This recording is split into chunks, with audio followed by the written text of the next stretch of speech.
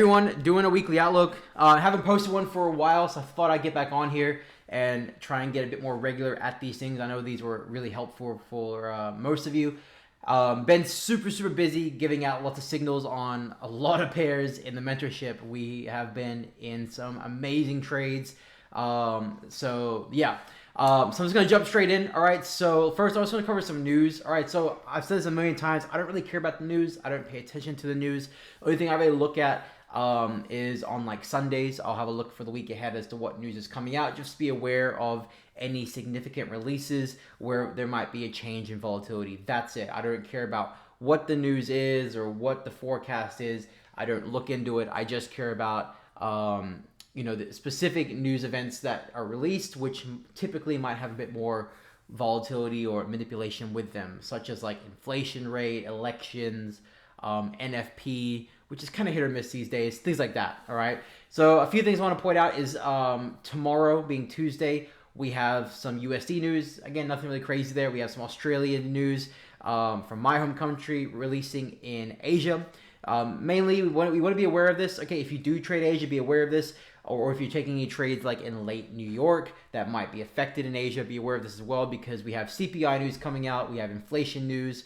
And then more CPI. All right, so this will typically bring some sort of manipulation with that. Okay, so just be aware of that. So maybe use wider stop losses around this time, or reduce your risk if you want to. That's up to you. Okay, I usually just go with a wider stop loss. Wednesday, again, nothing really, anything crazy through here.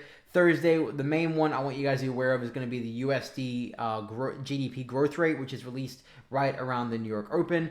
And then in Asia, we have JPY interest rate decision as well. All right, so be aware of that. Then Friday, there is a lot of Euro news. Now, this could mean the market's going to be very messy on Friday, or we might not see any movement.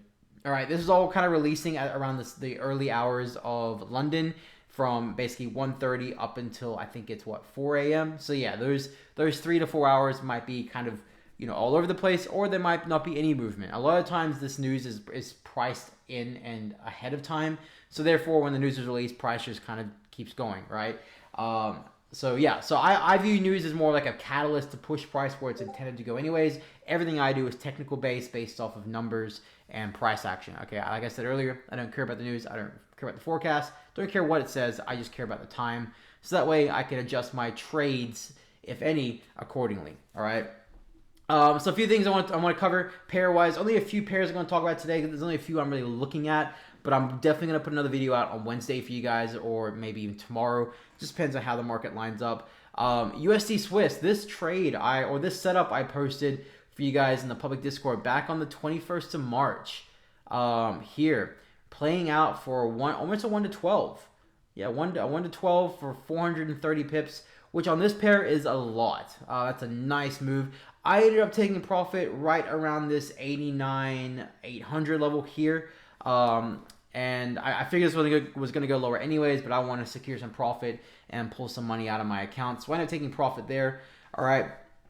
I know quite a few of you guys caught this, so good job. What I am looking for, though, for this week is I want to see if the dollar, first of all, can kind of flatten out and maybe find a base to maybe push higher. And then from there, I'm going to be looking at if USD Swiss can find some support here around this 88 sort of 500 region, and they'll be looking for possible buys. Now, I'm not saying this pair is going to do a full reversal into the highs, but we could see a move back up into like 9,000 here, okay, or maybe even a little bit higher into like 9,500 or 9,200 through here. All right, so even if this was to play out, let's say in the 9,000. I typically go with like a 25 to 30 pip stop loss on this. Very rarely will I go a bit wider.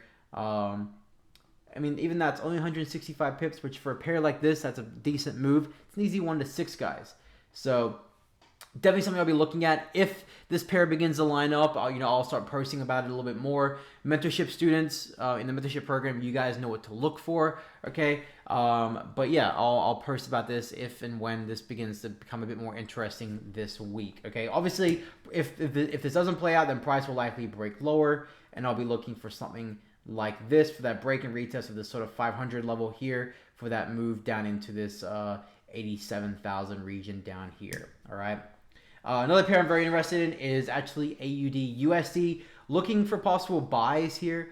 At least right now, I'm technically looking for sells, but I think this is going to go higher. So what I want to see here is a bit more price action. Something like this would be ideal. If I can get this with some nice bullish price action here, I'll be looking for buys right off this 66,800 level, take it back up into 67,500. Again, I'm not saying these pairs are going to just skyrocket into the highs, okay, but we still could get a nice buy up into, like I said, 67,500 or maybe even 68,000 up here. It just depends on how much momentum and how much movement we get with these pairs. All right, even a buy from here with like a 20-25 pip stop loss is nice little 1 to 3, or move up into 68,000, which is what I think would occur, is a nice little 1 to 5, 0.75, 1 to 6, depending on exactly where you place your stop loss. Easy 1 to 4.5, 1 to 5. All right, so watching that.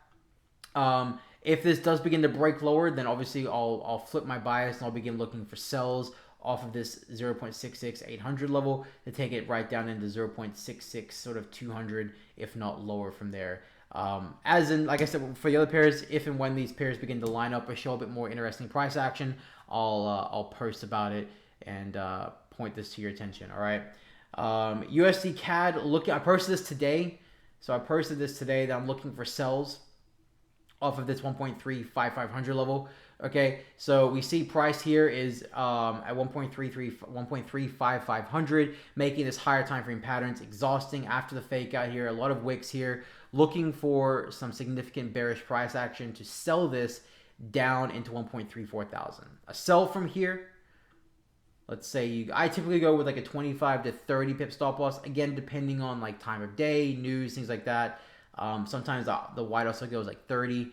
A move from here is an easy 1 to 4, guys. Easy 1 to 4. Then it could always break lower. I don't ever get stuck with a TP or a bias in the market, and the reason I'm able to catch most moves on pairs and be as profitable as I am and consistent as I am is I just flow with the market. If the market's showing me buy, I'll buy. If the market's showing me sell, I'll sell. I'm big on hedging as well. Like right now on AUD CAD, we have 3 positions running.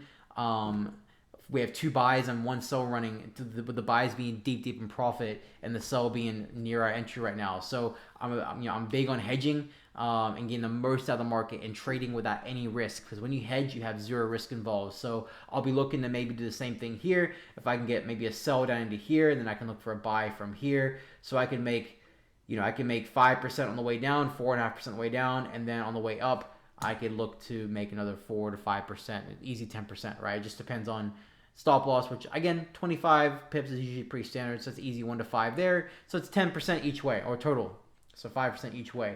So that's what I'll be looking for. Okay, so watching this very closely. Of course, what could always happen as well is if the price action does not occur, we could always see this break higher and then look for something like that. Okay. Just depends on how price lines up as we move into tomorrow. All right. Euro JPY is not really a pair I'm interested in right now. Euro AUD, not really a pair I'm interested in. AUD Swiss, again, not really a pair I'm interested in. Euro CAD gave a beautiful buy at the end of last week, which is now around a 1 to 7, or just shy of that, for about 200 pips. What's another pair I was looking at?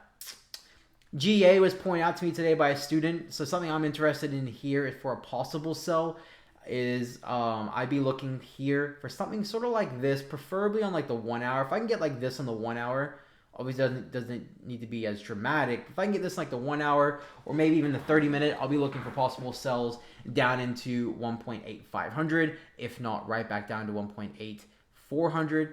Otherwise, I'll be looking for this to break higher and then maybe get the buy set up from there. All right. So there's only a few pairs I'm really interested in right now. Obviously, my main pairs that I mostly trade are GJ, which on this pair we have around 450 pips running for the mentorship students. I called this buy back on the 5th of April. I gave out the buy signal on this, and this is around 450 pips for 1 to 9. So we have that running. Obviously, along the way, we've secured partials. And then we have, AUD CAD running as well. We've had an absolutely amazing month so far in the mentorship. So I've been calling out signals. It feels like almost every day. So it's been awesome. But yeah, so I want to point out these setups for you guys. Again, I know a lot of you guys caught this, so good job. But like I said, if and when these pairs begin to line up, I'll begin posting maybe once or twice a day, pointing these out to you guys and updating you on these setups. All right.